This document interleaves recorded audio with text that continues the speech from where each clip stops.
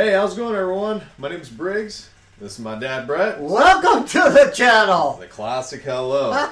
We're the two owners of Miles Pellet Stoves, and we're bringing you guys another pellet stove repair video on this Breckwell P22i.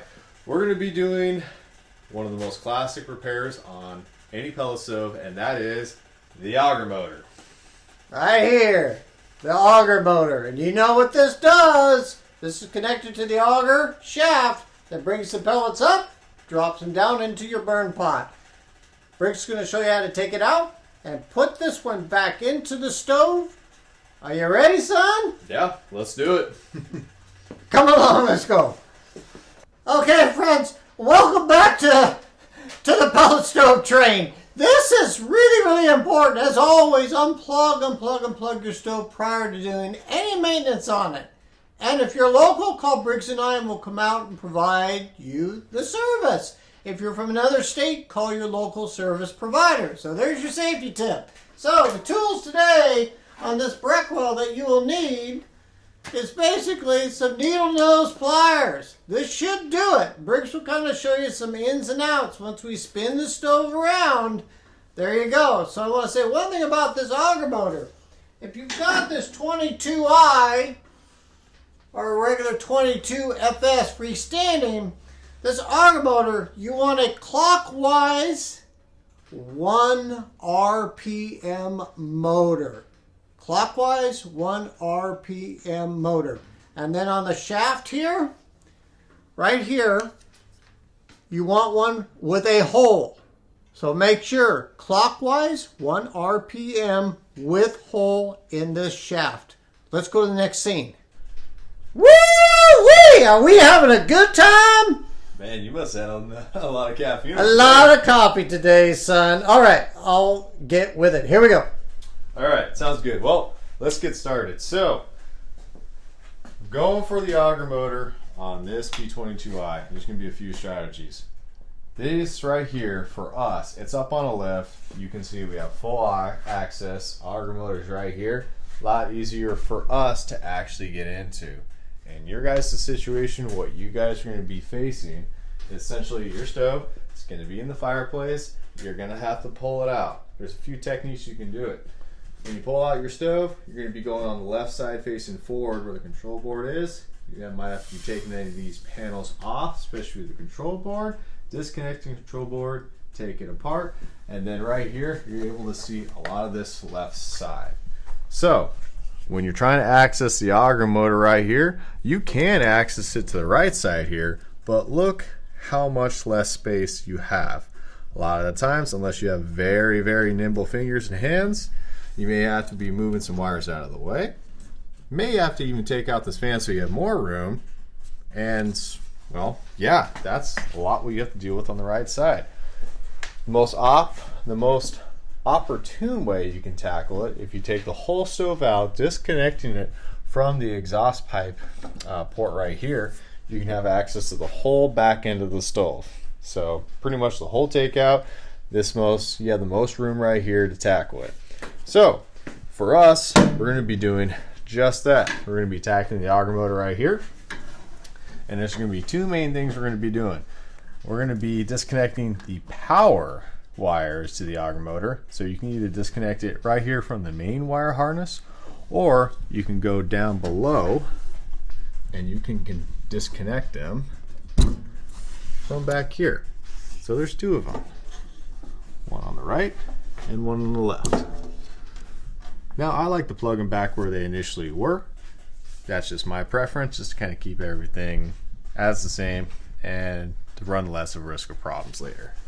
So, with the wires disconnected and out of the way, let's take off the auger motor. Now, to take this one off on this guy, there is a cotter pin. This cotter pin holds the motor to the actual auger shaft going up to the chute. And so, for us, we got actually pretty lucky here. The cotter pin aligned out right in this middle area where we can take it out. More than likely, if you don't, luck's not on your side, that cotter pin may be over there, maybe behind here, and over there. If that happens, no worries. You see this bracket here? This bracket's held up by two screws. It's got a flathead on the left and a flathead on the right. If you remove those, you can remove this bracket, which is a stopper, kind of like a brace to hold the auger motor there when it turns. Take this out, and then you can remove the motor more freely, and then you can spin it to access this cotter pin so you can pull it out. So that cotter pin, many times it's not going to be your friend, especially if it's been in there for a long time. And so sometimes if you're lucky, and if you got nimble fingers, you can take it out, you can take it out with your hand. For us, just to save our skin on our knuckles, I'm going to take needle nose. I'm going to go right in here. I'm going to grab it, move my light, take one hand on the pliers, one hand on the motor to support it, kind of push it up a little bit, and pull. That one was my friend. Usually they're not that friendly. Now that we have the cotter pin out, let's see if they, oh man, that is way too friendly. Wow. I need to buy a lottery ticket. So right there, the auger motor's pulled out, and there you go. First step done. You know, I think that's, again, well done as usual, son. And, you know, a lot of times you want to check that cotter pin, because we have gone out and we have found that the customer's auger motor is just fine, and that cotter pin just broke. So all they needed is a new cotter pin. So check that first to see if it's snapped on or off. You can kind of see here. Well, and that's a really good point. You see this one?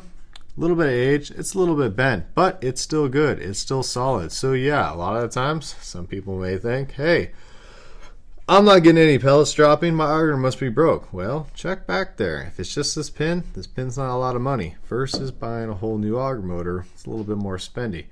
But one thing to check, and again, one way to access it, and if you have, well, a lot more agile, you can do it from the right side. Some people might be faced with that. It all just depends what tactic you want. We like giving you guys options, whatever fits you guys best to deal with it. So there you have it, auger motor removed. Are you ready to go? Yeah, let's do it. Oh my goodness. All right. Thank you, Briggs. Yeah, no problem. So real quick, everybody, this motor, it's still good. So we're gonna put this baby back in.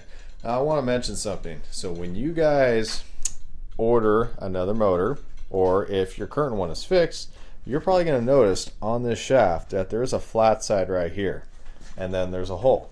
So for this model right here, this came with a cotter pin. So basically all you need to do is line up the holes here with the actual shaft back there, put the cotter pin in, and then you're good. Other models, usually the older ones, they didn't have a cotter pin. They had an Allen screw. So when you put this in, that Allen screw, you have to line it up with the flat side and tighten it on that flat side, and that's how it was held together. And so when you buy a new one, they'll have both these features. So it just really depends on which one you have. So if you ever were concerned more about that, just depends if we either have a cotter pin or the Allen screw. So just a heads up. So this one, we're going to put her back in. Another heads up, this one, since it's the same one, this is really going to be an easy plug and play.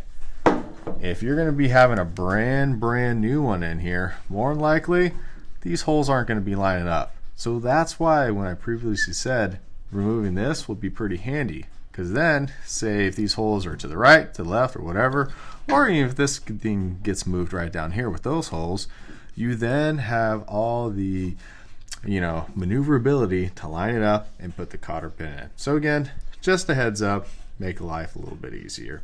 So alright, so putting this in, what we're going to do, we're going to go on in here. We're going to line it up the right way. We're going this way. Forgive me, folks. It's late at night over here in Oregon.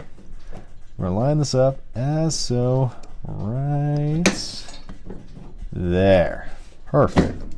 Almost there. Perfect.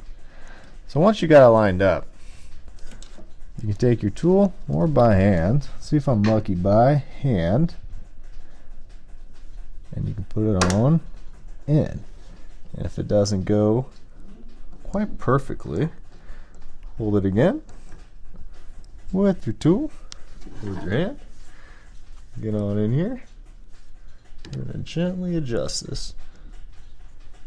Now you have to watch out, Dad, right there with the camera. So I need to get back in here. We're going to gently fiddle it through. This might take a couple attempts just because you need to line it up.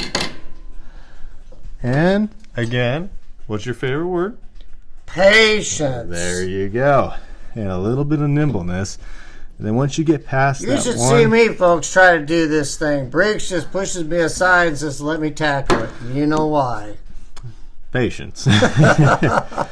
And see right there, I had to get a little creative. Just a little bit with the tool, a little bit with the hand. Right in the middle. It's held there. It's all good. So again, yes, our favorite word, patience. And take your time, and you'll eventually get in and lining up those holes. Now, don't forget, you got some wiring here. You could hook these up earlier if you wanted to. I'm gonna be able to get over here. If you could hook these back up if you wanted to, before you put the cotter pin. It's up to your choice. I save it to the end, just since I'll have less things get in my way.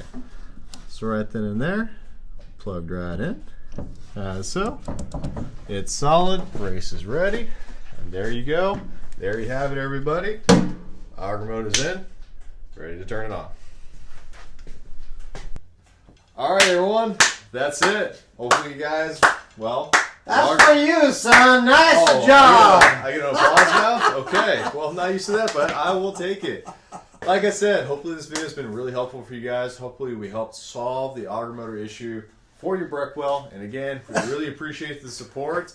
And we hope our little bit of advice, tactics, and tips about maneuvering the stove kind of help save some time and some stresses out too. Or if not, and if you're in really tight spaces, again, you'll be practicing more of what we like to call pellet stove yoga. Oh, it just happens. Oh my God. You know all about that one. You know what? Stick with us here. One quick tip. But if you have an insert, it's really difficult to get to a lot of these parts. And so when you do maintenance, it's most likely a little bit easier just to disconnect the back exhaust pipe, turn the stove, and you can have easier access. If you have a freestanding stove, it's pretty much open game. You open up the side panels, back panel, and you get right to it. So there you go. Just common sense. Take your time as usual. I know you can do it. It'll save you and your family some money this season. Thanks so much for tuning in, and we'll see you on the next video. Thanks, guys. See you around.